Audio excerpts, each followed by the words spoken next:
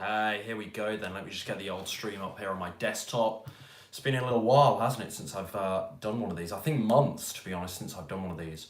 So we are going to do live Q&A today. Usually, as you guys know, I often like to have topics for these, like a set topic that we discuss. Not going to do that here, but just whilst the chat builds and the stream builds, we have a couple of people join us. Story time very quickly, and there's an important lesson to this story for weight loss, so please stay with me. Back when I was about 17, me and my family, we went on a brief, I wouldn't really call it a holiday, I wouldn't call it a vacation. It was just an extended weekend somewhere. And it was down in Cornwall. It was a place called Liable. It's a beautiful part of the UK, actually. Cornwall, a lovely county. Anyway, we went down there. I was 17. I mean, you can imagine this. If you guys know anything about my backstory, you know, very, very unwilling to apply myself at that sort of age. Had a bit of potential, but never really applied it fully. In terms of health at that point, I wasn't overweight at that point. That was a bit later in my student days. But certainly I wasn't in good order health-wise, and I became very conscious of it about that time, actually. It was about that time that I became quite conscious of it, wanted to do something about it. Anyway, that's by the by. Went down to Lube anyway on this extended weekend. And, you know, it's beautiful. This is the summer. It's gorgeous. It's on the coast. There's a couple of nice beaches there. There's this little sort of town. It's more of a village feel, but this little town area with restaurants and nice little cafes and whatnot. A little bit trendy, a little bit hipster. We're staying in, you know, a reasonably upmarket sort of, the way I'm about to describe it, it's not going to sound nice, but it was pretty nice. This sort of, you know, almost like caravan park, like, but more of a motorhome, really, really nice, that we stayed in, kind of like a chalet and whatnot. Anyway, cut long story short, for the 3 or 4 days we were there, I think about 3 of them I spent indoors watching Lost, the TV show, and every day I would go to the main area in this little park we were staying in, where there was a shop and a couple of other things, maybe like a swimming pool as well. And vividly, I remember because I'd never seen anything quite like it before, and I don't think I've seen one of these since, but there's a Ben and Jerry's vending machine. So a vending machine just for Ben and Jerry's ice cream, which I didn't even know they existed before. I've never seen one since, actually, I don't think. And every day, I would go to this shop, whilst we're in this lovely place, I'd get a pot noodle from the shop, and then I'd go and get a Ben and Jerry's cookie dough, of course, classic rye, and I'd take that back to the little motorhome, and I'd sit and watch like 6 to probably 8 episodes of Lost in a day. That's what I was doing there. Now you're probably thinking, Ryan, why on earth weren't your parents giving you a good clip round the ear? I don't know in hindsight, and I think they probably were thinking, what on earth have we raised here? This is awful. And they probably were berating me for doing it, but I did it anyway, and I got away with it. But, cut a long story short, whilst my family were going out every day and going into the town and going to the beach and just hanging out and doing things and getting in the sun and whatnot and moving a little bit and interacting with the world, I was sat there eating pot noodle, Ben and Jerry's, and watching the TV show Lost. Okay? So, absolute waste of space, as you can imagine. Actually, it doesn't even sound like I'm talking about myself here. I mean, it's almost 10 years ago now, but it doesn't even sound like I'm talking about myself, but this is actually what I did. And I remember even the one day they did finally manage to convince me out, I went down into the town, which is a 20-minute walk away or so. I think I stayed on the beach for about an hour, and then I was like, oh, I've had enough, I'm going back. And I suppose at that point, my parents, you know, sort of as a compromise, were like, well, at least he's come out and got some vitamin D and spent some quality time with us for an hour. And then I went back up, did the same thing. So again, this is it's like an alien I'm talking about here. This doesn't even feel like me, but this is absolutely what I did. And honestly, I was just I remember I was on about season 3 of Lost at that point, and I probably did season 3 in the 3 or 4 days we were there. Absolute waste of space. So no exercise, eating terribly, and just probably feeling naff at the end of all that. You guys know what it's like to spend a long period of time indoors. We've all experienced this during this whole lockdown madness, haven't we? But it just really gets your mood down. Why do I tell you all this? Not for some like very cliche, oh, you can do it. If I can do it, you can do it too. Not to say any of that nonsense, but rather because your mood is really, really low. You feel really, mind my language, but crappy about yourself when you do nothing, when you just sit down all day. And there's a famous little saying, motion creates emotion. I really stand by it. When you are just sat down all day, and I have working days like this now, and I certainly did in my 9 to 5 life before Natural Weight Loss Mastery. When you're just sat down, you can very, very quickly feel absolutely rubbish about yourself. How does this relate to weight loss? I don't need to tell you. When you feel rubbish about yourself, what happens? When your mood is low, what happens? Do you really want to go outside? My big mistake that weekend, I was just staying inside. The only time I did go outside, and I did pop outside every single day, and I'm sure I got dragged down to the town sort of more than I might have, highlighted here. But must have been very brief. Maybe on the night we arrived, we went out for some food, and then I probably stayed in the van. I stayed in the motorhome for probably 48 hours or whatnot before I went out again. Honestly, and unless we count the 5-minute walk to get the pot noodle. Shocking. But you just end up feeling so rubbish about yourself, so terrible about yourself. And this is why exercise is so, so important. Exercise, and we all know this, don't we? And from a weight loss perspective, obviously exercise is important in terms of the measurable sort of nature, the measurability and the influence it can have over your weight loss efforts. If you take someone that isn't doing exercise, even if their diet's good, and introduce exercise, there's going to be a significant jump in their weight loss efforts, as a rule of thumb. Having said that, this isn't even about that. This is more what movement does to your mood, what movement makes you become as a person. It makes you feel so much better about life, about yourself, about everything in my experience. You get those endorphins released. You get the neurotransmitters firing. You end up feeling really, really good about yourself. You just can't tap into that if you're not moving. Motion creates emotion. I know this sounds like a long old story just to highlight that point, but it's so, so important because I cannot fathom being that sort of person now. And it doesn't matter if I'm having a bad week in my business, if I've had an argument with a friend, family member, whatever, if I'm having if I'm having problems with a couple of clients and we're doing everything to troubleshoot their results and it's not budging, whatever it is, if I'm doing exercise, I literally don't think about it. This sounds crazy. I could lose a family member. If I'm playing tennis, I'm not thinking about it because of where exercise allows me to go mentally. And so this is just why I want to sing the praises of exercise. Do some movement, folks. There's so many people in this sort of plant-based vegan world that think that it's all about nutrition. And I can agree to a certain extent. It is largely about nutrition, but there's a difference between all and largely. Weight loss is going to be aided with a bit of exercise too. With a lot of exercise, it's going to be aided even further, but a bit of exercise, that's really going to aid your weight loss efforts.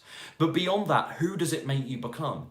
It just takes your quality of life to the next level in my assessment. It does, and there's so many reasons why. Sunlight, movement, physicality, actually testing and challenging yourself physically. That's a wonderful feeling. You know that little buzz, that little high you often get after you work out? Some of you will be thinking, right, I don't get that. You're not doing it enough. You're not doing it enough. If you're only working out once a week, you're not tapping into that. If you're doing this consistently, it really elevates your mood to an extent that you probably get conditioned to it fairly quickly. But when you don't do exercise, you feel really strange. You feel really quite, as I said earlier, crappy, excuse my language, but it's true about yourself. Motion creates emotion. I just use that little holiday as an example there. What a waste of space I was. And yeah, you can turn your life around, blah, blah, blah, blah. But the moral of the story is do something. If you're not doing any exercise right now, it's going to help with weight loss, but it's also going to help with the person you become. Do you think you're going to have more self-belief if you're going out and moving your body every day as it pertains to weight loss? Of course. Do you think you're going to have a higher mood? Is it going to increase the quality of your life in several different ways? I would argue that. So I just wanted to start out with that before the chat's built, and now it is. Everyone's saying good morning, hey, what's up? It's not a diet, it's a lifestyle choice, not to eat animals. Yeah, absolutely with you.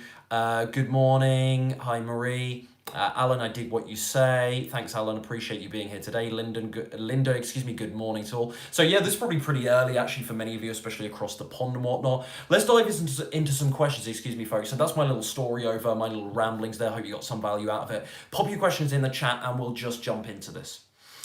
You've probably gotten into this before, but cardio versus strength training for longer term weight loss. Cardio definitely in terms of the calorie burn. It does have more calorie burn potential. That said, the efficacy really of any exercise as it pertains to weight loss is going to be dictated by the intensity and the impact with which you do it. So you can have a really effective weight training session for weight loss. It's not to say that strength and resistance training are redundant for weight loss. Absolutely not. It's just really my assessment that they're not as good as running, swimming, cycling, martial arts, team sports, so on and so forth. That doesn't mean that you can't raise the intensity of that strength training session and maybe even make it more effective than another form of exercise. You could introduce drop sets. You could you could limit the rest time between sets. You could speed up that rest time. There's all sorts of things you could do to increase. You could have a more rep focused day versus a strength focused day, and the calorie burn's going to be larger. Your heart rate's going to elevate further. The calorie burn is going to be more. So I think, by the way, there are lots of benefits to strength training.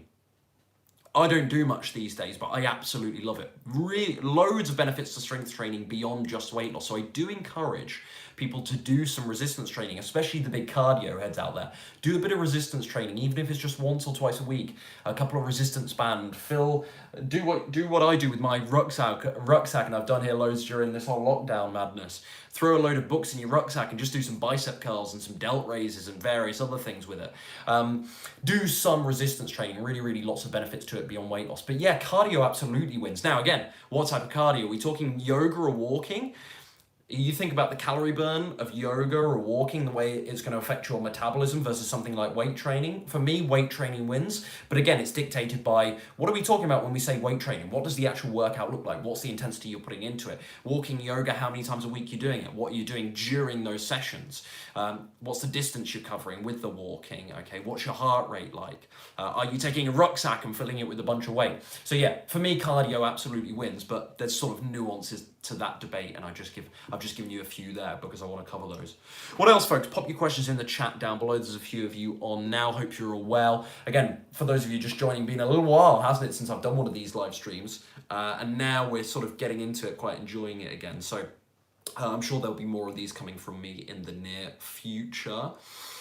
Let me know any questions you have in the chat, as I say. And for more resources, as always, head over to naturalweightlossmastery.com for books, meal plans, and coaching calls and whatnot. You can head there. Questions in the chat, folks? Seems to be a quiet one today. This, as I said earlier, this is probably a strange time for some of you.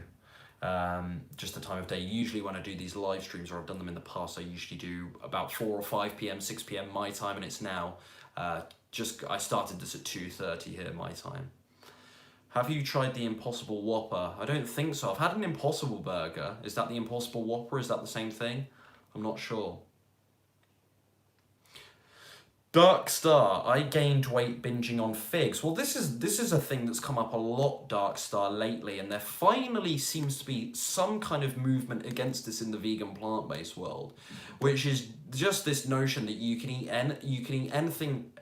any healthy food as much as you want and you won't gain weight. This is something we've heard for years, especially in the online space of the plant-based world, and finally there's a bit of pushback against that. So that's good. Obviously, I agree that there's I agree with the sentiment that, well, they're two very different things. There's a difference between saying you can eat healthy foods and as much as you want of them versus you can eat healthy foods and it's going to allow you to eat generous portions and still lose weight, which is the latter is my stance. There's quite a big difference between the two, but that's the big reframe that I always give to people on this subject. It's not it's not in my experiences that you can take any healthy food and eat as much as you want, but it's just that the low calorie density of these foods, the fiber content, the water content, especially with something like figs and fruit and whatnot, the mineral and vitamin profile that allows you to tap into your hunger signals, I argue, more readily, that satiation factor with lots of these foods as well. What that allows you to do is quite profound in terms of, I mean, especially in comparison to other quote-unquote diets and whatnot, the amount you can eat and still lose weight at the same time, as I say, it's profound, it's quite remarkable. But obviously the massive caveat there, that isn't the same as me saying, eat as much as you want, you'll be fine, yada, yada, yada.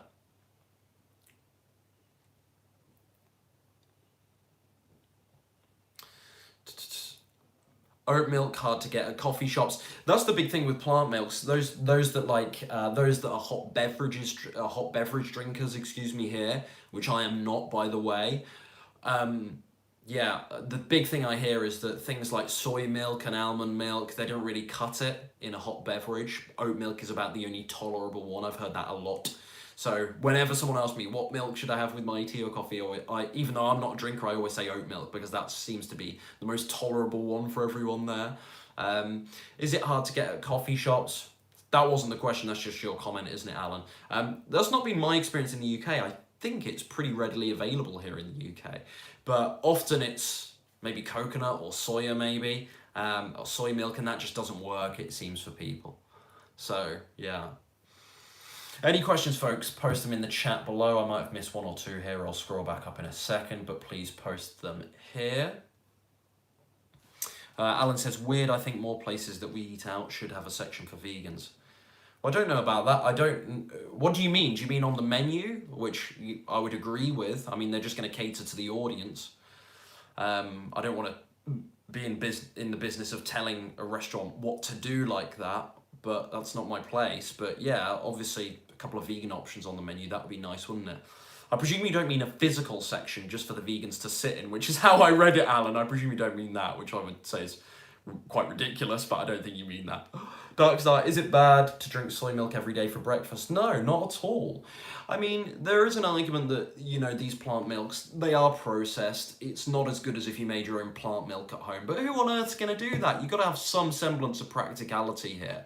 So, yeah, in the grand scheme of things, a bit of soy milk, no. And, you know, soy milk is fortified with a lot of good things as well, such as B12, calcium and whatnot. So yeah, some of these, they do have some rubbish in them, to be honest, they do. But, you know, 250 millilitres a day. I mean, it depends what your overall diet looks like, Darkstar, and what your goals are. But no, I have soy milk daily in my cereal. That's my preferred choice of plant milk. Alan says, I found an oat milk creamer. It's great for coffee. Yeah, in America, we went to dinner. Yes, man, you're right, got it. Omi says, I was losing weight until I incorporated nuts and seeds. Now my weight loss has stalled, but I feel I need the energy from fats. Kind of confused on that one. Fruits give me energy, but short-lived. Yeah, I'm with you, Omi. Yeah, I've seen this a lot. Again, one of the biggest mistakes that vegans and plant-based dieters make is that too much of a percentage of their diet comes from these fat-rich plant foods, which isn't to say that these fat-rich plant foods are dangerous and should be eliminated or anything like that. As you guys will know if you're an avid follower, I do absolutely advocate, you know, flaxseed, chia seed, avocados, nuts and whatnot. I think these things, soybeans, soy derivatives like tofu, tempeh, soy milk, these things are great, many wonderful health benefits to them. You need a bit of fat in your diet, but you can pick up fat from, you know, plain old starches. You do pick up fat in kidney beans and various veggies as well. You do pick up a bit of fat here and there in your diet. So it's not as though you need to be constantly worried about fat, I've got to have a source of fat with this meal, blah, blah, blah. I think people get a bit neurotic with these things. It is picked up elsewhere. But yeah, absolutely. There, you know, just to play devil's advocate here, there's a lot of people that aren't having enough fat, I would say, and that sort of high carb movement does go a bit too far in my assessment. I think 80-10-10 for most people, it's not going to work, and I think there's a large chunk of the population that, because of various ailments is the wrong word, but maybe characteristics and whatnot, and hormone issues and whatnot, I think perhaps going that low with the fat can be actually quite harmful to them. So I think 80-10-10 is pretty misplaced as a diet philosophy in that regard. Although, obviously, I would agree with a great deal of its teachings. I do agree overall with the low-fat diet. But I've heard this a million times, just to get back to your point, Omi. So, you know, you haven't actually asked the question. This is a statement, but I do want to give you a solution here. I do want to give you some help here. One thing I will say is there are some fat-rich, spit it out right, plant foods that are better than others in terms of weight loss. And so for you, I think the big thing that stands out is a bit of avocado. In terms of the calorie density there, it is better than those nuts and seeds. Now, the problem with avocado is very rarely do people use the same amount of avocado as they would nuts and seeds, which might render the advice I've just given useless. But if you see what I mean, the calories per weight, the avocado, is a better choice, quote unquote, than the nuts and the seeds. So one thing I would say to you is maybe lower your nut and seed intake, have a little bit more avo. That might make a difference every single day. Again, weight loss comes often down to these fine margins. That might give you a little bit of an edge. Fruit is short-lived, yeah, absolutely. I mean, we can't also rule out this is just a calorie issue for you either, because a lot of people get hung up on, the magic, quote unquote, of these fat-rich plant foods. It could just be the calories that they offer. Now, there are some benefits to fats aside from just the calories. I do want to stress that here. But it might just be that you're under eating overall on a calorie front. Does that make sense, Omi? So we can't rule out that one either. So couple of ideas for you there to try. One, I suppose, lower the nuts and seeds, maybe have a little more avocado, maybe just lower your fat overall without cutting out entirely. I don't advocate that. And see how that plays out for you, see how you feel doing that.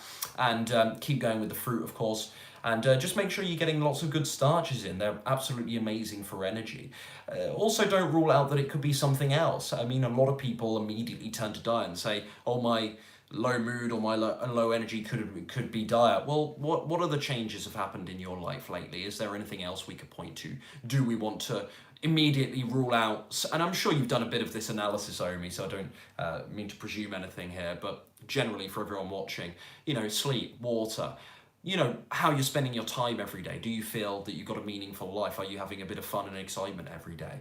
I don't want to use the word happy, but are you feeling fulfilled, on purpose, on mission every day? These things can affect your energy too, of course, in ways that are very hard to measure. So let's not rule those things out too. Sometimes and I'm sure, again, Naomi, you've done the analysis here, but sometimes we come up with these conclusions without a thorough analysis sometimes. So you've got to be careful with that sort of thing. But also just to get back to my point, consider the calories. Maybe you just need 100, 200 extra calories a day, and that'll make a huge difference for you. Without me knowing exactly what you're doing, it's hard for me to advise, but those are my thoughts on that anyway. What was your experience losing belly fat? I don't really know what you mean by that question, Joseph, I'm afraid. Could you be more specific? Perhaps I'm not understanding something, but I've got lots of experiences with weight loss. I've got lots of thoughts and lots of advice on it, lots of reflection. So if you could be more specific about what you mean there. Brenda, do you think you'll ever do another cookbook? I said I was going to do one, Brenda. It might have even been yourself that asked, because I know you love them.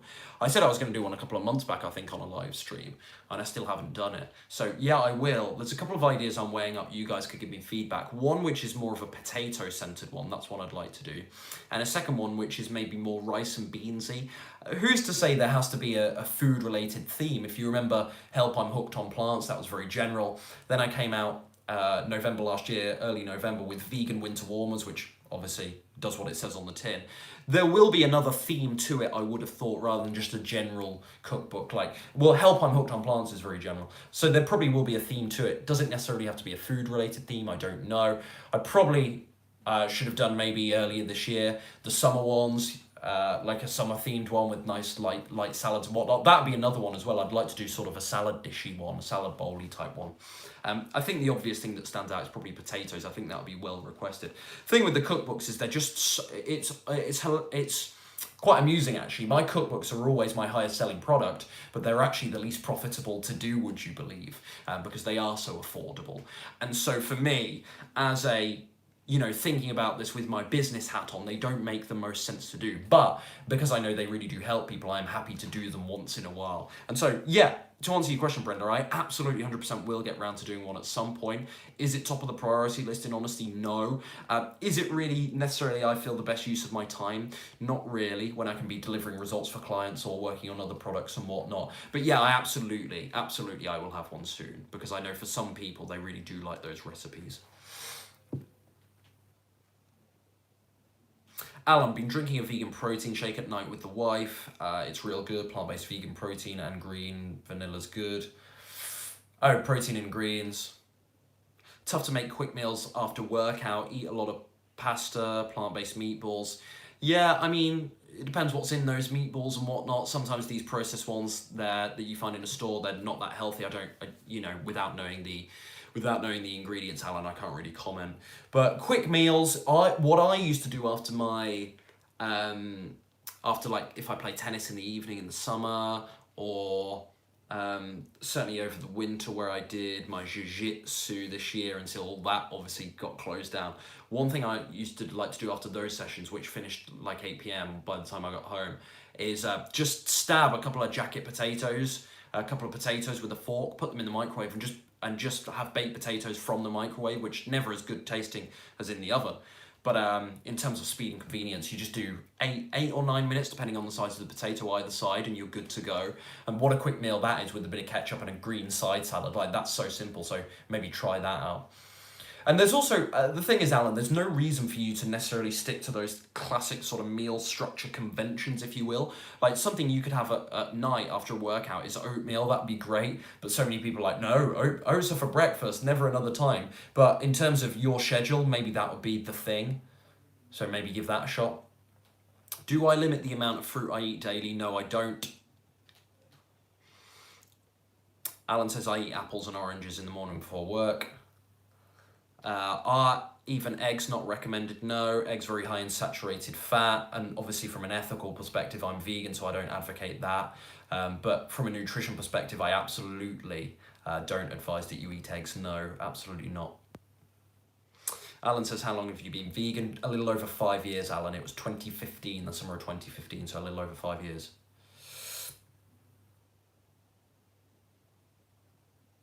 Joseph, oh, this is the belly fat question. How long did it take you to lose belly fat after you started a plant-based diet?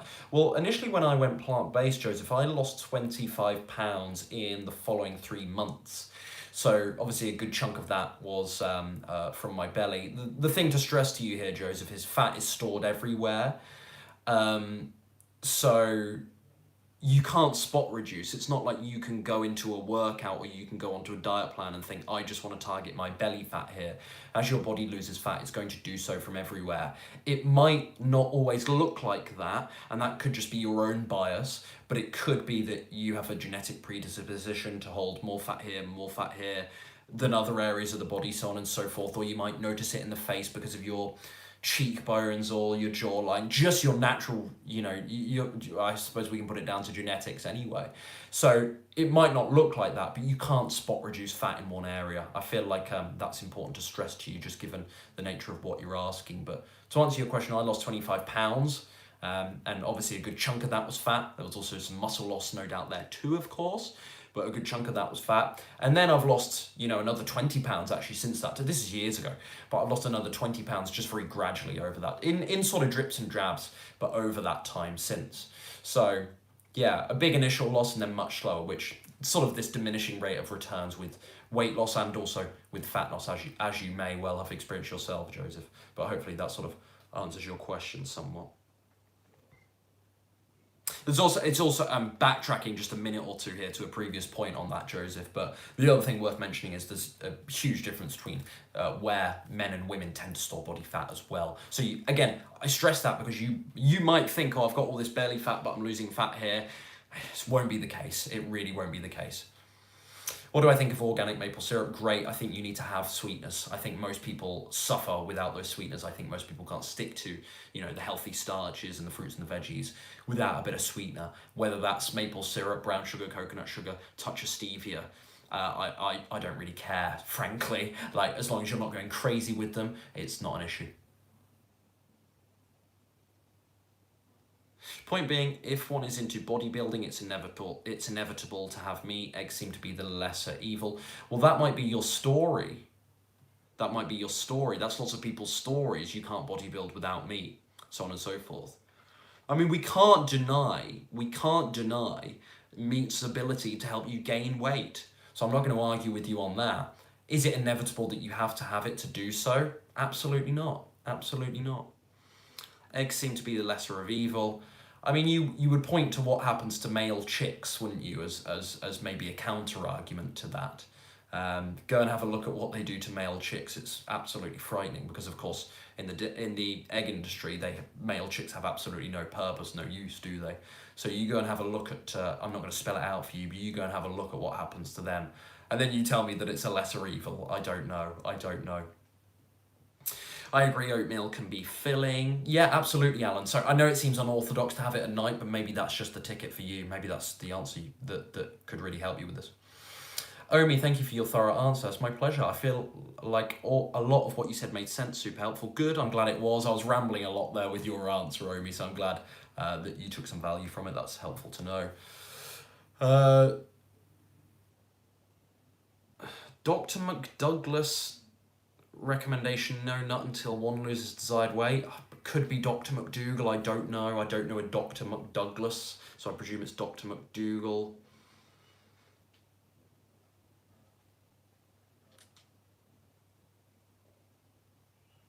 Any questions, folks? Keep them coming in the chat. Quite a few of you on for this time. As I said earlier, I wasn't expecting so many of you on at this time because I know, especially for folks across the pond, it is it's not the best time. How does caffeine impact weight loss? Frankly, very minimally. Caffeine is a very powerful stimulant. I certainly don't think it's health promoting. Coffee can have some benefits for those with neurological conditions, but for most people, I would argue it's unnecessary. I don't think a cup a day is the worst thing in the world. I personally don't drink coffee, never really have taken to it. I don't think a cup a day is the worst thing in the world. I think there's a lot worse habits. But in terms of just, you weren't asking about coffee, you're just asking about caffeine in particular. Very powerful stimulant. I certainly don't recommend you consume lots of it. But from a weight loss perspective, its impact is fairly minimal. From a health perspective, I would avoid the stuff, if you can. Indiana Jones, great username. Does green tea actually boost metabolism? You know, you hear things like that. Sorry, not you hear things. You hear a lot of people talk about, you know, having lemon water. You hear a lot of people talk about, you know, raw onion boosting testosterone. It might sound like a strange tangent, but this is an illustration of people isolating one particular food and saying it's going to have this effect or it could have this effect on the body. You would have to be eating an awful lot of that particular food for it to have an effect. You would have to have a lot of green tea for your metabolism to increase noticeably, to experience a boost noticeably. And there are lots of things that affect the metabolism. There's a lot of foods that affect the metabolism. What does your overall daily diet look like? That's the overall question, rather than isolating one particular food. Like, you're not going to drink 25 cups of green tea, are you, a day? Which might, I mean, this is a lot of speculation here, which may be, you know, let's say here, for argument's sake, that noticeably increases the metabolism. Are you drinking 25 cups of it a day? You're probably having 2 at most. So, and then it depends what else you're doing. You could be offsetting the benefits of that green tea by doing something else that would be unproductive for the metabolism, let's say. So I hope that some way goes to answering your question. Will one green tea, I'm just going to rephrase your question here. Will 1 or 2 green teas a day actually boost the metabolism to a noticeable degree? Absolutely not. Do they have health? Does green tea have some health benefits? Yeah, absolutely. Tea guy, I'm not a tea guy, no. No hot beverages really for me, never have been. Occasionally have a herbal tea, but it's really not often. Can't remember the last time. Joseph says, yeah, spent Dr. McDougall. Yeah, got it.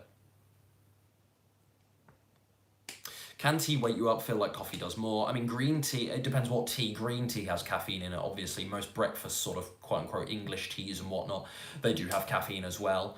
It's not as big a hit of caffeine as coffee typically, so maybe you don't notice that amount. But yeah, just to make this very clear, I don't advocate coffee, I don't advocate caffeine. So I think they are powerful stimulants, and I don't think they're the best thing for us, certainly not in large amounts.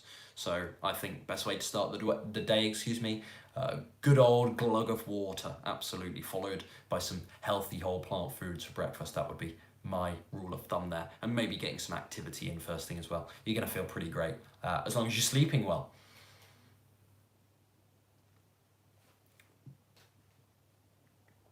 Dr. McDougall, recommendation, no nuts until one loses desired weight. Not sure what the question is there.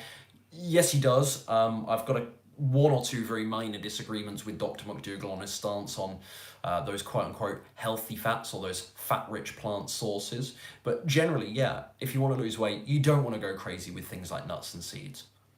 So I do agree with the sentiment there from Dr. McDougall, absolutely. Ryan, do you have bread or completely abstain from it? I don't have bread often, but honestly, that's not really for a particular reason. Bread is very much like cereal. This sounds really odd, a really odd comparison. Bread is like cereal.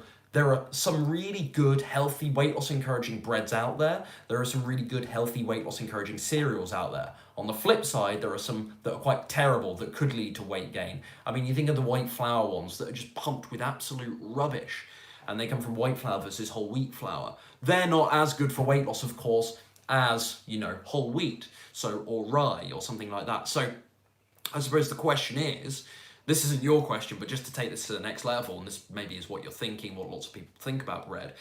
How often are you having it? What you're having it with, and what type of bread are you having? That's what I would say. Is there a need to completely abstain from it? Depends on those three things. For most people, if they make good bread choices, my clients are often eating bread. Some do, some don't. Some like it, some don't like it. There's lots of recipes in my recipe books that involve bread. Most bread is absolute garbage, and certainly isn't what I would be promoting eating. But there are some good breads out there, absolutely. How often do I have it? So hard to quantify. Bread is one of those things that sort of phases in and out of my diet depending on my location. At home, where I am now in Cambridge, very rarely have bread. If I go down to Devon at Christmas or every now and again to see where lots of my family are, will I have bread down there just because other people have it in the house and because it's something quick and I don't necessarily need to stock a whole pantry. I can just go out and grab some bread and have that with whatever, avocado, hummus, whatever it is. Yeah, I'll have more of it down there, but it goes in phases, if you know what I mean for me. I don't think there's a need to completely abstain from it. No, I think the right sort of bread can really aid you in your weight loss efforts, can definitely be a healthy food. But it is worth stressing that some of them do have some utter junk in them, it must be said. Ezekiel is great. Ezekiel bread is great. Sadly, we don't have it in Europe, but Ezekiel bread is great.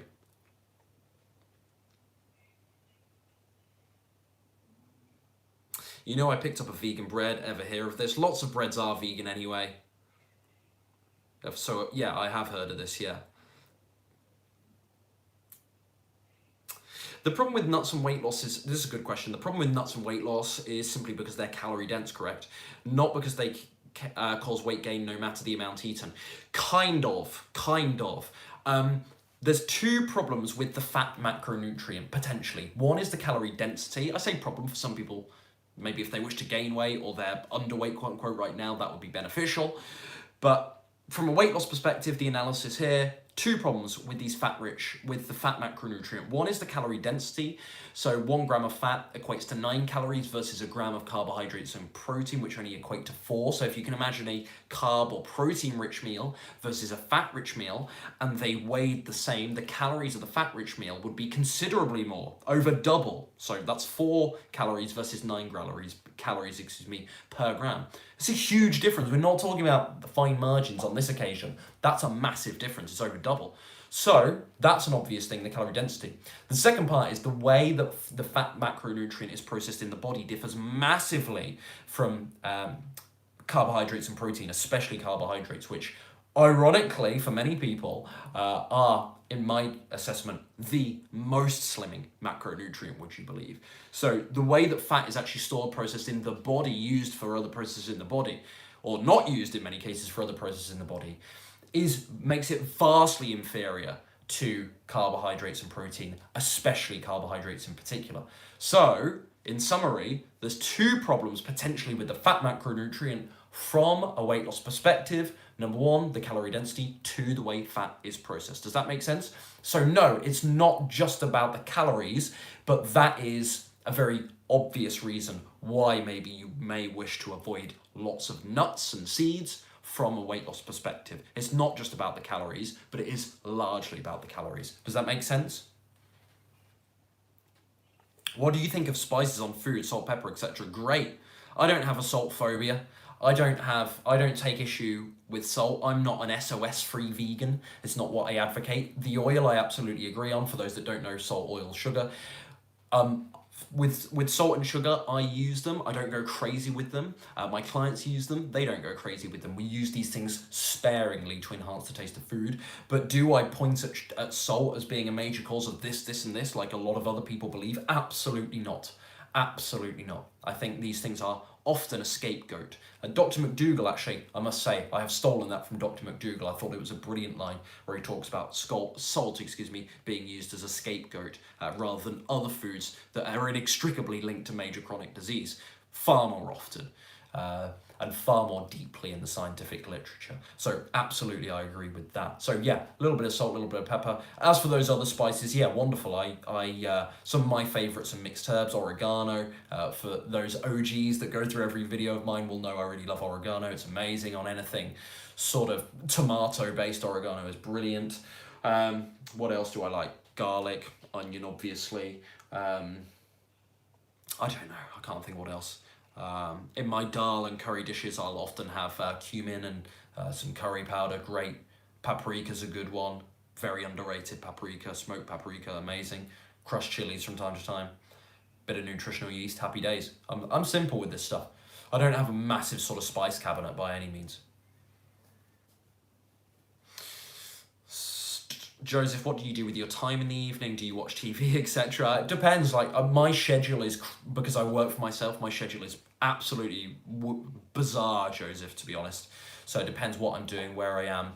There really isn't a set plan because of the way my daily schedule is, which is very chop and changed.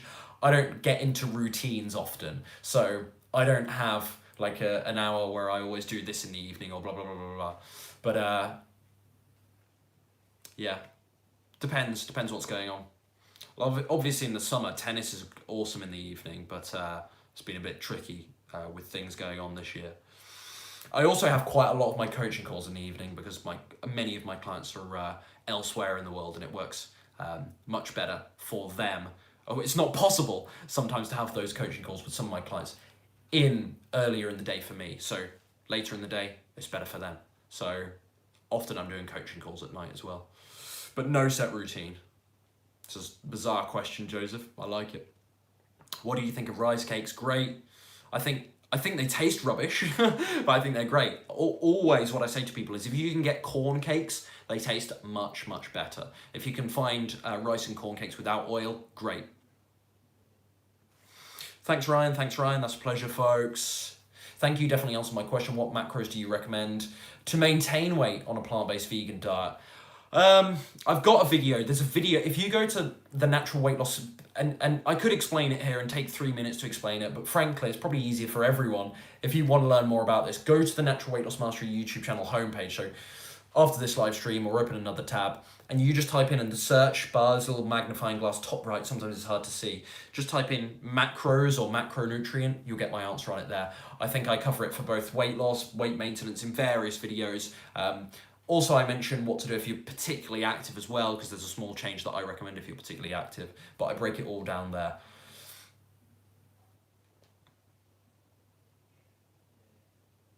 Are your cookbooks oil-free? Absolutely they are. How does one avoid binge eating? Whoa, big question, Joseph, big old subject. Well, first of all, gain awareness of the emotions that are triggering this for you.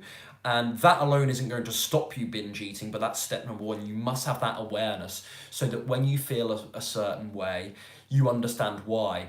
Generally, there are a number of causes of emotional eating. They tend to be things like stress, followed by boredom, reward-based eating. These can often encourage binges for people.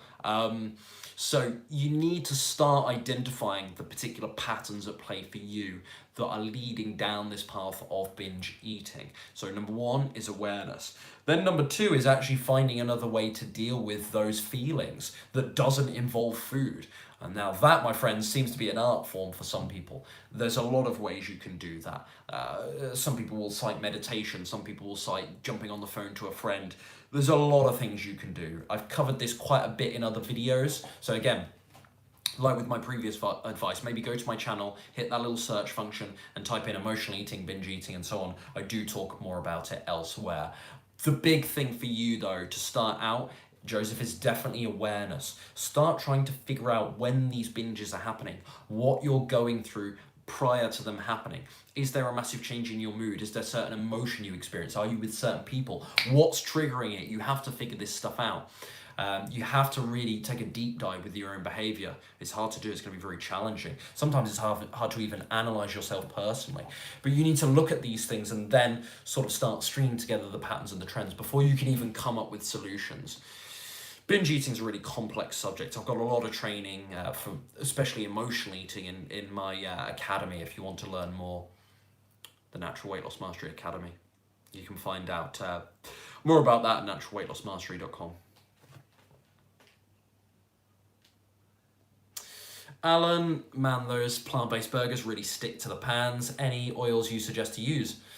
No, Alan, I don't suggest oils from a health and weight loss perspective. I think they are quite terrible from a health and weight loss perspective. And really, the only time I ever have oil is, one, if somebody else is cooking for me, and two, if I'm eating out. So it's not often at all, maybe once per week I have oil. So I definitely suggest staying away from it. So no, I don't recommend oil. And I don't recommend burgers either. It depends what the burger is. If you're making a healthy one, fair enough. But most people aren't. They're having, you know, the sort of Beyond Meat, Beyond Beef, whatever they're called ones. Those big old patties, full of absolute garbage they are. So no, I don't really recommend. Hey, Grace. Ryan, I read coconut oil is really healthy, used sparingly, of course, just to saute lightly. I have, again, this is, I'm sorry to keep referencing other videos, but it's a good resource. I've got a 5 or 6 minute video on coconut oil that I filmed the best part of a year ago. So go and check that out. I make the case there that coconut oil is absolutely not healthy. Not just that it's not healthy, but it is objectively and measurably completely unhealthy, very high in saturated fat indeed. Saturated fat, again, inextricably linked to again, anything heart related, frankly.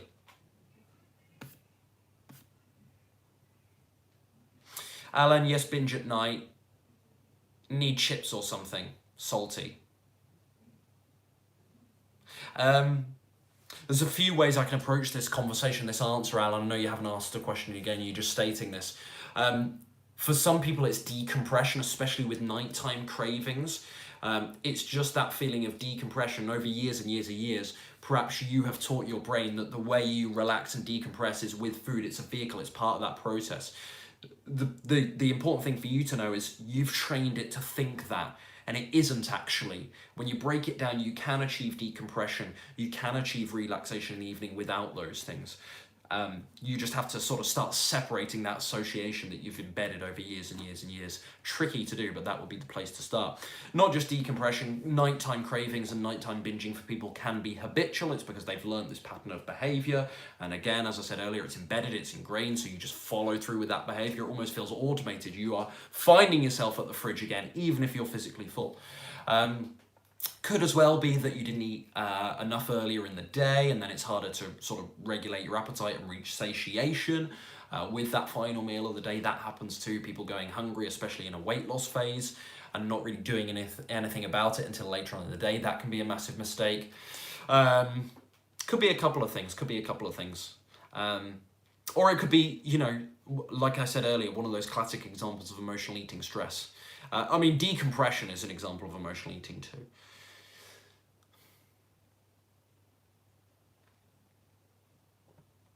Melissa says, I'm starting week 3 of eating vegan. Well done and welcome. And still educating myself. Is home-cooked popcorn okay? This is my favourite. This is a favourite in my family. We experiment and create seasonings. Yeah, for sure it is, Melissa. I think obviously the big thing with popcorn is things like butter that sometimes people use, which obviously you're not using now. And then maybe second to that, oil. So I definitely recommend not using oil, but it depends what your goals are. You just mentioned vegan, so you didn't mention weight loss or anything like that. I presume on my channel you do care about health and weight loss, otherwise you likely wouldn't be here. If you don't really have goals that way, if you're not really that way inclined, Melissa, then, you know, that there really isn't any caveats I would put on your statement. Have popcorn, enjoy it, stay vegan, well done, thank you.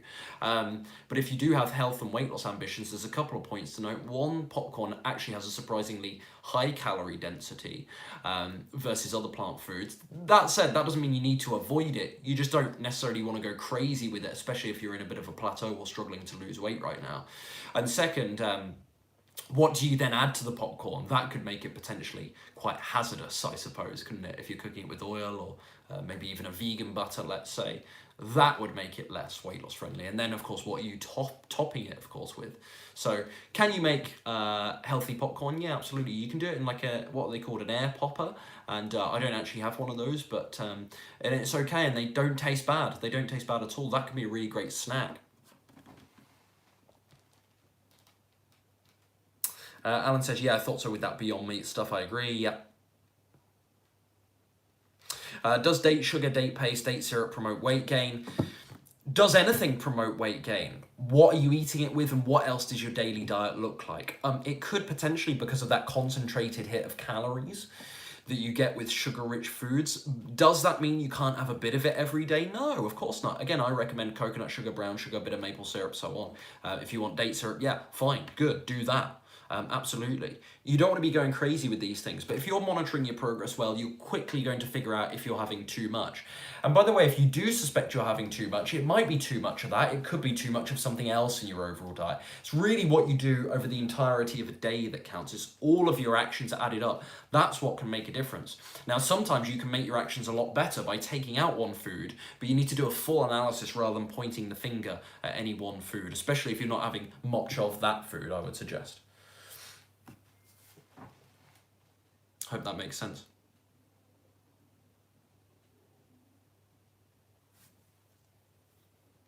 Any further questions, folks? We've been going, coming up to the hour mark here, so I'll definitely go to the hour mark if there's more questions, but I do have some coaching calls and whatnot later. Well, this is so helpful for me. All of your answers to my questions are crazy good. Really appreciate that. Thank you. It's hard in a Q&A because I get so many questions, and you know, some of these questions that you guys ask are so excellent, they really require a YouTube video. This is good sort of inspiration for me for what content I should make in the future. But sometimes these things take a 10-minute video to unpack. You guys know me, if you've been following me for some time, you know it really irks me to give short, concise, like soundbite answers. It does my head in. It does my head in when people say, no nuts for weight loss. It's like, whoa. Let's break it down. Let's look at all arguments. Let's sort of cover if no nuts is the way to go, or if maybe some could be, and then what could be, and then caveats, and play devil's advocate, and what goals might you have that would allow more nuts, and blah, blah, blah, blah, blah, blah, blah. Like, there's nothing worse than the idea of me making a YouTube video says, and it's called Ryan's Thoughts on Nuts and Seeds and Weight Loss, and just me standing there going, guys, avoid nuts and seeds for weight loss, and that's the end of the video. That just really irks me. So yeah, there's only so much I can do in sort of these short Q&A answers, but I'm really glad to hear it's useful. Thank you.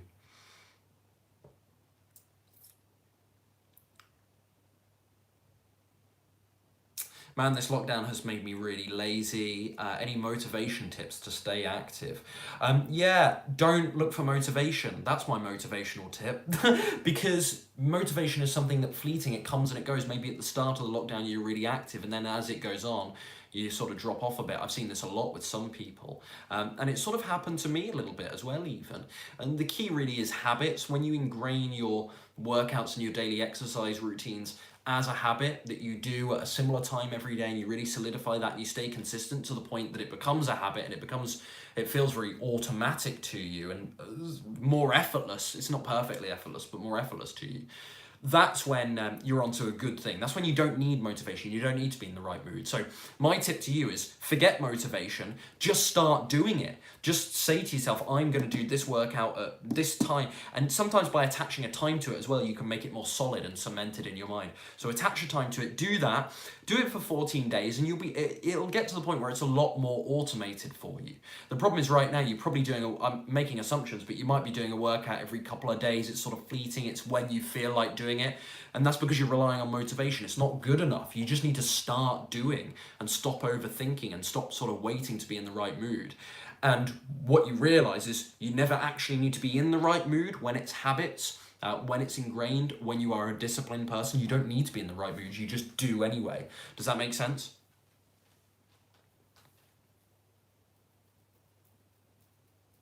Aside from that, just a couple of things that spring to mind as well. Aside from that, some people, all they need to do is just change up and have something a bit more exciting, like try a new form of exercise, or just go for a long walk rather than staying in the house and doing a HIIT workout one day. And that sort of can just freshen things up and chop and change things up really nicely, I would say, for some people. Any more questions, folks? I just recently found your channel in the past couple of weeks. I definitely will continue to watch your comment. Welcome and thank you. That's really kind.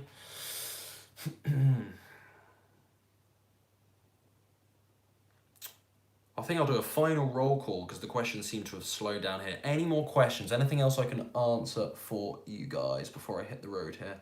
and grab myself some food before a couple of coaching calls later. This hair, shocking.